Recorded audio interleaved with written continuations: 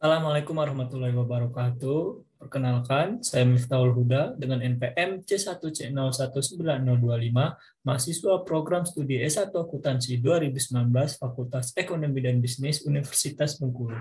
Halo teman-teman, apa kabar semuanya? Saya doakan semoga dalam keadaan sehat selalu. Pada video kali ini, saya akan mereview materi dengan topik transaksi entitas induk dan entitas anak pada kasus aset tetap. Buku yang saya gunakan sebagai referensi itu adalah Akuntansi Keuangan Lanjutan Pertama, karya Dwi Martani. Untuk memanfaatkan waktu yang ada, langsung saja kita simak video review yang saya sampaikan. Check it out.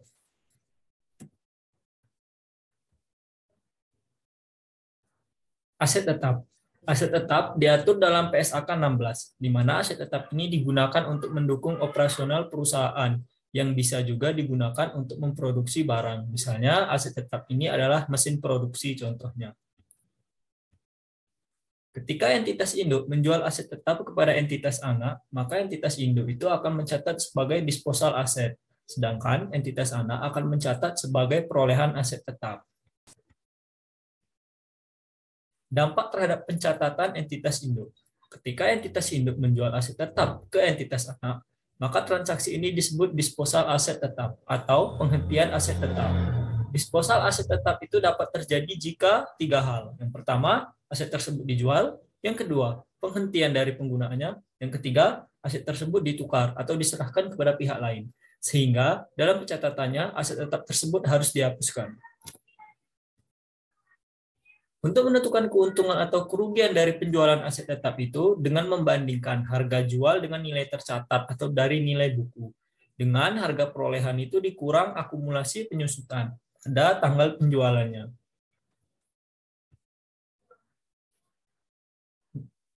Kemudian ada dampak terhadap jurnal eliminasinya, keuntungan atau kerugian atas penjualan aset tetap tersebut antara entitas induk dan entitas anak akan terrealisasi apabila dikarenakan dua faktor.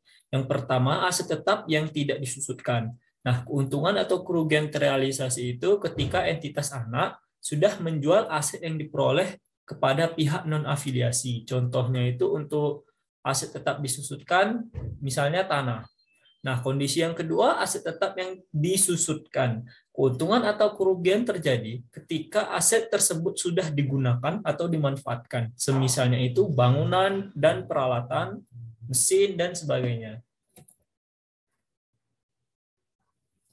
Berikut ini saya akan memberikan ilustrasi untuk contoh dampak penjualan tanah atau aset tetap yang tidak disusutkan terhadap pencatatan entitas induk dan juga jurnal eliminasinya. Sebagai contoh, PT Palapa atau PTP memiliki 100% saham PT Samudra atau PTS. Berikut adalah informasi terkait dengan transaksi jual beli. Di sini ada 3 peristiwa. Peristiwa yang pertama atau kita singkat P1, di mana PTP memperoleh tanah dari pihak non-afiliasi pada harga 900 juta. Nah, yang peristiwa kedua itu PTP menjual tanah kepada PTS seharga 1 miliar. Sedangkan peristiwa ketiga atau P3 itu PTS menjual tanah kepada pihak non-afiliasi senilai 1,2 miliar.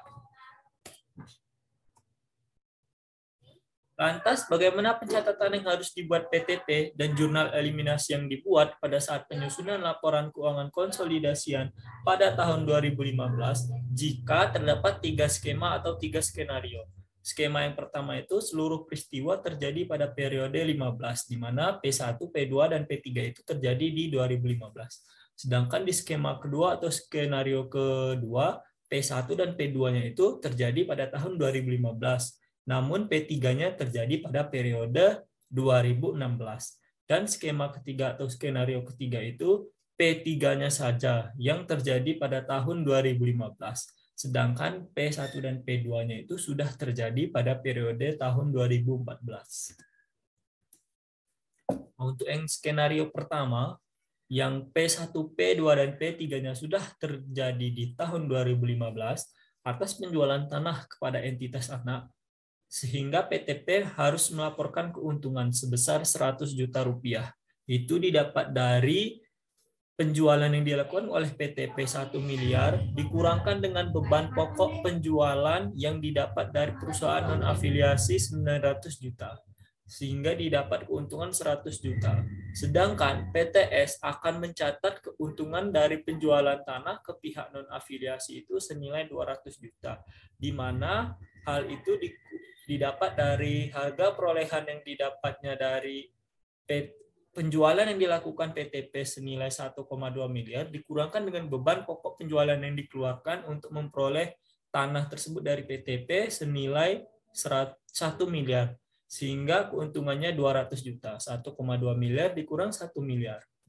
Keuntungan atas penjualan tanah kepada entitas anak yang diakui PTP itu sudah terrealisasi karena tanah itu sudah dijual oleh PTP ke pihak non-afiliasi pada periode 2015 atau yang bersangkutan.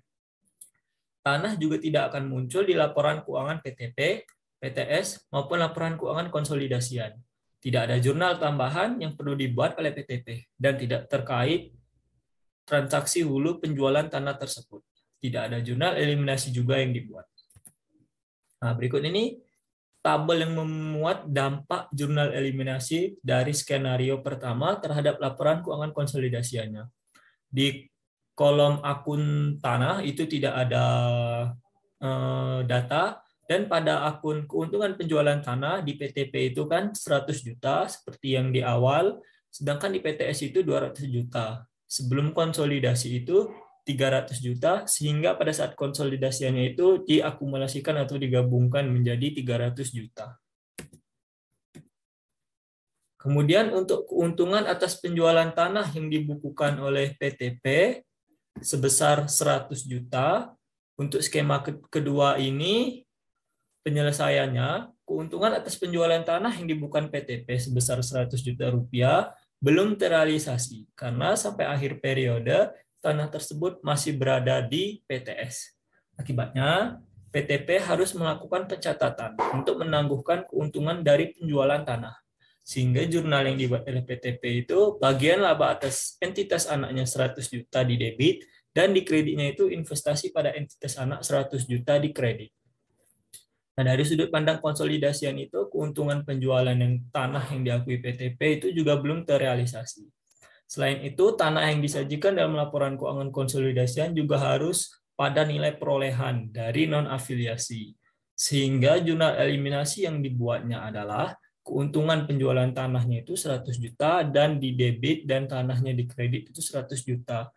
Sehingga muncul dampak jurnal eliminasi terhadap skenario yang kedua itu terhadap laporan keuangan konsolidasiannya, di mana di kolom akun tanah di PTP tidak ada, sedangkan di PTS itu 1 miliar. Sebelum konsolidasi itu 1 miliar dan harus dieliminasi 100 juta, sehingga konsolidasiannya itu bernilai 900 juta. Untuk skenario yang kedua itu, peristiwa pertama dan peristiwa kedua itu terjadi di 2015, sedangkan peristiwa ketiga itu terjadi di periode selanjutnya 2016. Oleh sebab itu, PTP belum mengakui adanya keuntungan karena tanah yang dimiliki oleh tanah yang dijual pada PTS itu masih dimiliki oleh PTS yang di 2016 baru terjual. Sehingga konsolidasinya itu harus sesuai dengan pada saat PTP memperoleh dari perusahaan non-afiliasi 900 juta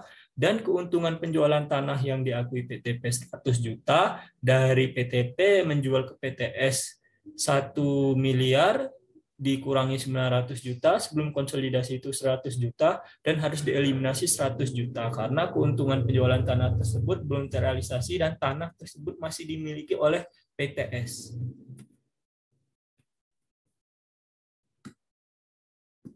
Nah, untuk skenario yang ketiga itu peristiwa ketiga yang terjadi di periode 2015. Sedangkan peristiwa pertama dan peristiwa keduanya itu terjadi di periode sebelumnya atau di 2014.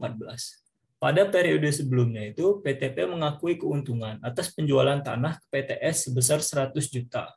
Keuntungan tersebut belum terrealisasi karena pada akhir periode sebelumnya atau 2014, tanah tersebut masih dimiliki PTS. Keuntungan atas penjualan tanah tersebut baru diakui pada periode 2015. Sehingga PTP harus membuat pencatatan untuk mengakui keuntungan penjualan tanah yang telah terrealisasi. Dengan jurnalnya, investasi pada PT entitas anak 100 juta di debit, dan di kreditnya itu bagian laba entitas anak 100 juta di kredit.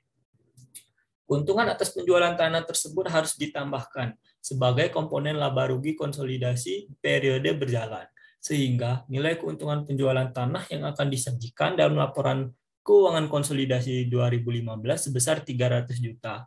Untuk jurnal eliminasi yang perlu dibuatnya itu investasi pada entitas anaknya 100 juta dan keuntungan penjualan tanahnya itu 100 juta. Mohon maaf itu 100 juta, terdapat kesalahan penulisan. Nah, untuk dampak jurnal eliminasi skenario ketiganya terhadap laporan keuangan konsolidasinya itu sebagai berikut.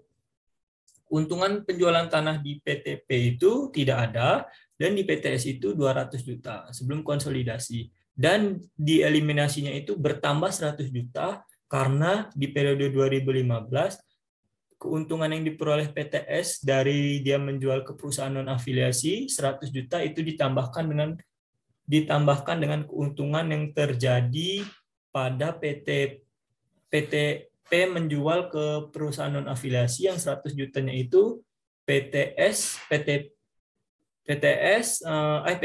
menjual ke PTS yang 200 jutanya itu PTS menjual ke perusahaan non afiliasi, sehingga konsolidasi ini itu timbul 300 juta rupiah.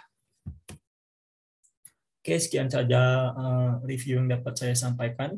Apabila terdapat kesalahan ataupun kekurangan kata, saya mohon maaf. Wassalamualaikum warahmatullahi wabarakatuh.